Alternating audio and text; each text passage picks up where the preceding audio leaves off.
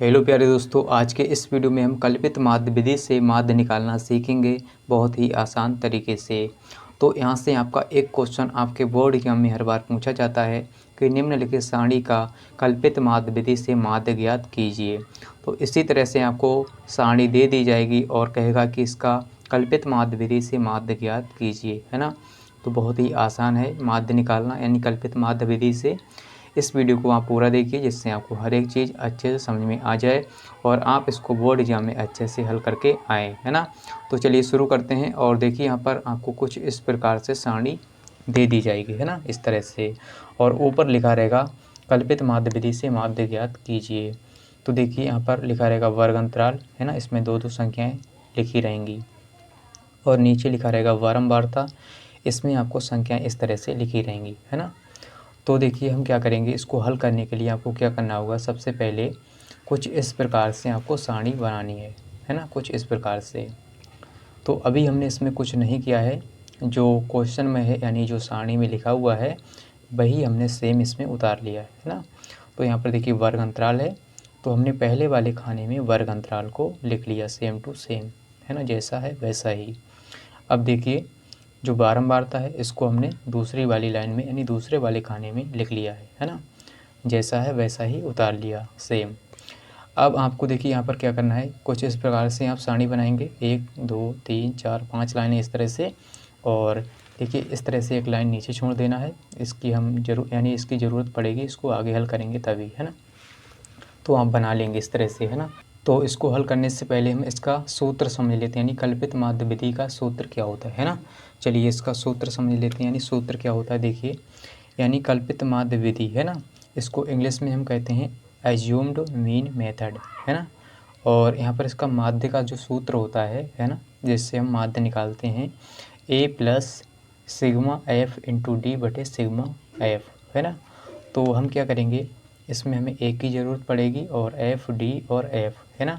तो एफ तो आपको पता है, एफ क्या होता है, बारंबारता, है ना। इस तरह से ये बारंबारता है, तो इसको हम क्या कहते हैं, यानी स्मॉल एफ से प्रदर्शित करते हैं। और यहाँ पर हम एक्स निकालेंगे पहले वाले खाने में यानी इस वाले खाने में, फिर डी, फिर एफ डी, है ना। तो चलिए निकालते हैं, बहुत ही आसान है। देखिए एक्स कैसे निकालते हैं, यानी मध्य मान।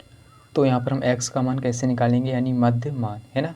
तो x का मान हम कैसे निकालते हैं, वर्ग अंतराल से, है ना, जैसा कि हम निकालते आ रहे हैं।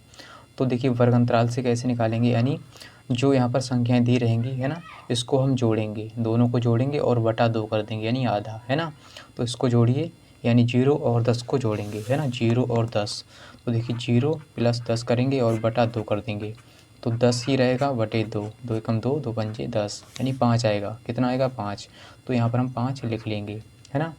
अब देखिए आपको क्या करना है, इस वाली लाइन में ऐसा ही करना है, यानी इसमें, है ना, इसको जोड़ेंगे दोनों संख्याओं को, 10 और 20 को जोड़ेंगे तो कितना हो जाएगा, 10 प्लस 20 बटा 2 करेंगे तो 30 हो जाएगा, है ना। 10 20 30 बटे 2 यानी 15 हो जाएगा।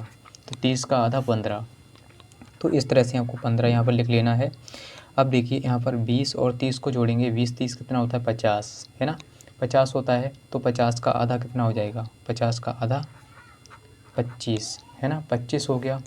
अब इसी प्रकार से देखिए 30 और 40 को जोड़ेंगे, 30 40 कितना होता है, 70, है ना। 30 और 40, है ना, 30 प्लस 40 बटा 2 कर देंगे तो 70 बटे 2 यानी 35 हो जाएगा, 70 का आधा 35, है ना, 35। तो यहाँ पर हम 35 लिख लेंगे, है ना।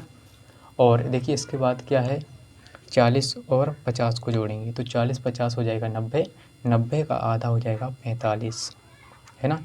यानी आपको क्या करना है, इनको जोड़ना है, आधा कर देना है, इनको जोड़ना है, आधा कर देना है, वही यहाँ पर लिखना है ना। इतना करने के बाद ये सभी x के मान निकल के आ गए, यानी मध्य मान, है ना। तो ये x है ना, जैसा कि हम निकालते आ रहे हैं शुरू से। तो अब हम क्या करेंगे, देखिए यहाँ से हमारा x मिल गया, है ना, x के ये सभी मान मिल गए।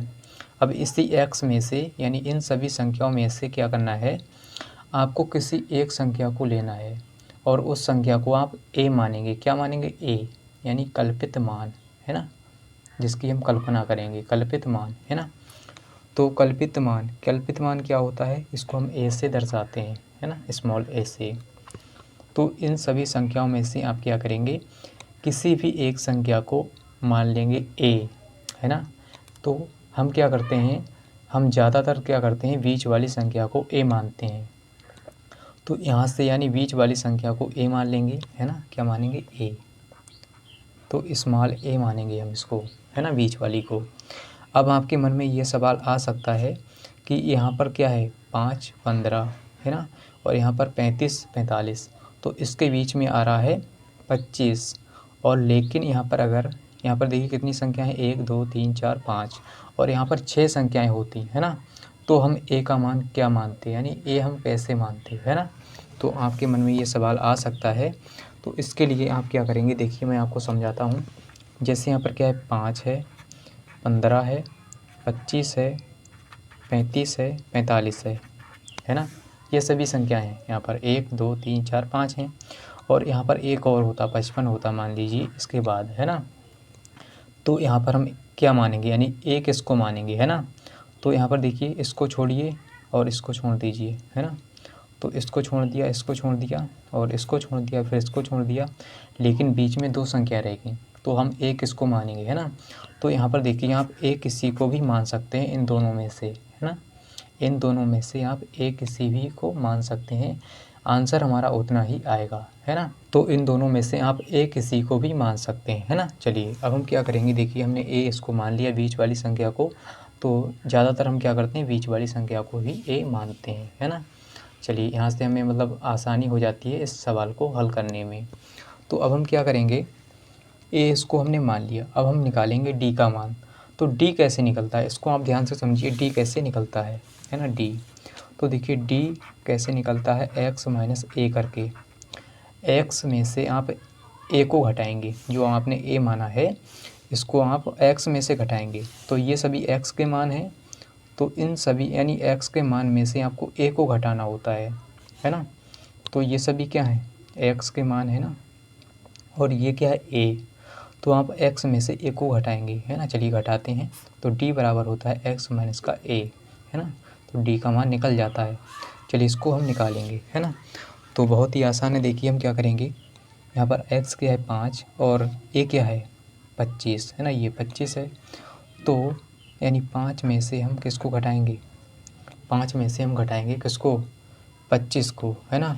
तो कितना बचेगा, 5 माइनस हम 25 करेंगे, यहाँ पर समझिए, यहाँ 5 माइनस 25, तो 5 क्या है x का मान, 25 क्या है a का मान, तो यहाँ पर माइनस का 20 बचेगा, कितना, माइनस का 20। तो हम क्या करेंगे, 5 माइनस 25 करेंगे, है ना। 5 क्या है x का मान और 25 क्या है a का मान, तो यहाँ पर माइनस का 20 बचेगा, है ना। तो इस तरह से हम घटाते जाएंगे। चलिए इसको घटाते हैं, देखिए यहाँ पर क्या बचेगा, यानी 5 में से हम 25 को घटाएंगे तो बचेगा माइनस का 20, है ना। तो इसको आप मत लिखिए, मतलब यहाँ पर डायरेक्ट ही हम 20 लिखेंगे माइनस का, है ना। अब आपको क्या करना है, अब आपको इसमें से यानी 15 में से 25 को घटाना है, 15 में से 25 को, है ना। तो देखिए 15 में से हम 25 को घटाएंगे, यानी 15 क्या है x का मान, 15 क्या है x का मान, है ना। और देखिए d बराबर क्या होता है, d बराबर x माइनस का a होता है, x माइनस का a। तो देखिए x क्या है 15, a क्या है 25, तो इसको हम घटाएंगे ना। तो यहाँ पर देखिए माइनस वाली संख्या बड़ी है तो माइनस का 10 बचेगा, है ना, और 15 घट जाएगा। तो यहाँ पर लिखेंगे क्या, माइनस का 10, माइनस का 10। अब देखिए यहाँ पर x का मान 25 है और a का मान भी 25 है, तो 25 में से 25 जाएगा 0, है ना। और यहाँ पर आपको क्या करना है, देखिए अब आपको क्या करना है, x में से किसको घटाना है, 25 को, है ना। तो देखिए यहाँ पर जो x का मान है वो बड़ा है, यानी यहाँ पर देखिए हम क्या करेंगे, 35 क्या है x का मान, 35 माइनस करेंगे 25 को, तो यहाँ पर 10 बचेगा, प्लस का 10, है ना, प्लस का 10, क्योंकि 35 जो है वो बड़ा है ना। तो हम क्या करेंगे, यहाँ पर लिखेंगे 10 प्लस का, और अब क्या करेंगे, 45 में से 25 को घटाएंगे तो प्लस का बचेगा 20, प्लस का 20, यहाँ पर प्लस का हमारा 20 आ गया, है ना। तो यहाँ तक आपको समझ में आ गया होगा। अब आपको क्या करना है, f इंटू डी निकालना है, यानी f ये है और d ये है, तो इनकी आपको गुणा करना है ना। चलिए गुणा करते हैं, तो 4 की गुणा 20 से करेंगे तो 20 चौके 80, वो भी माइनस का। और यहाँ पर देखिए इस लाइन में, है ना, 10 की गुणा करेंगे 6 से, तो 10 छंगा 60, माइनस का 60 हो गया। और 0 की गुणा आप करेंगे हम 8 से, तो 0 हो जाएगा, है ना, क्योंकि हम f इंटू डी यानी f की गुणा d से कर रहे हैं। तो 10 की गुणा करेंगे 7 से, 10 सत्ते 70 और 20 की गुणा करेंगे 5 से, तो 20 पंजे 100, 20 पंजे 100 है ना। यहाँ तक आपको समझ में आ गया होगा। अब आपको क्या करना है, यहाँ पर आपको इस बारंबारता को यानी सभी संख्याओं को जोड़ देना है ना।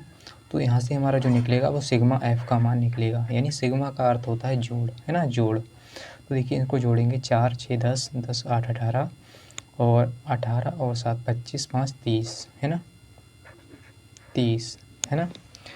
तो अब हम क्या करेंगे, 30 हमारा आ गया। अब हम इसको भी जोड़ लेंगे, सिग्मा एफ इंटू डी, यानी सिग्मा लग जाएगा इसके आगे, सिग्मा एफ इंटू डी।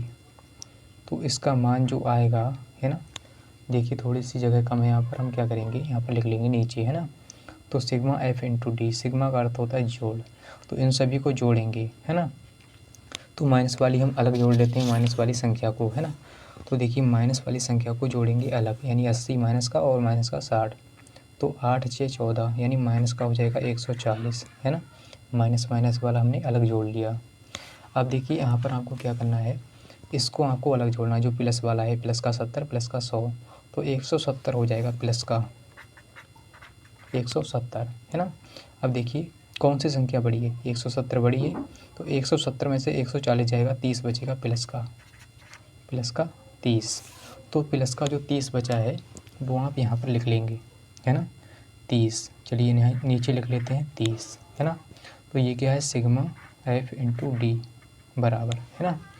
तो सिग्मा एफ इंटू डी का मान हमने निकाल लिया 30 प्लस का। अब हम सूत्र लगाएंगे, क्या करेंगे, सूत्र लगाएंगे। तो सूत्र क्या होता है, इसको आप ध्यान से समझिए। माध्य का सूत्र क्या होता है, माध्य बराबर होता है A plus sigma F into D बटे सिग्मा एफ, है ना, यही होता है। चलिए अब हम क्या करेंगे, इसमें मान रखेंगे। तो अब हम क्या करेंगे, इसमें मान रखेंगे, है ना।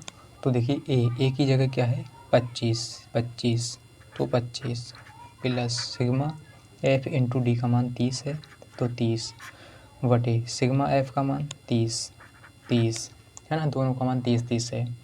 तो 30 से 30 कैंसिल, और यहाँ पर देखिए 25 और 30 से कम 30, यानी 1 आ गया यहाँ पर, है ना।